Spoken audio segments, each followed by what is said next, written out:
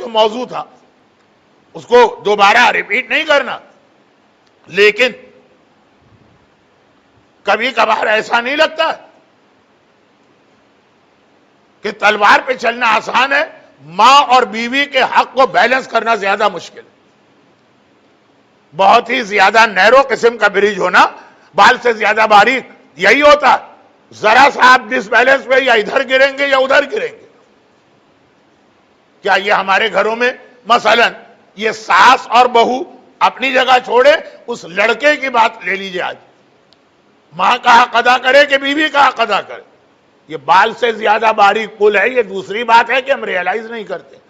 تو اب یہ صلہ رحمی کے اندر بھی یہی چیز، بھتیجے کی برتھ ڈے پارٹی میں اپنے بیٹے کو بھیجیں یا اپنی بیٹی کو بھیجیں، وہ اتنے حرام کر کے آئے گی اور نہ بھیجیں تو مولوی حضرات ممبر سے چیخیں گے اور چنگھاڑیں گے اور شور مچائیں گے۔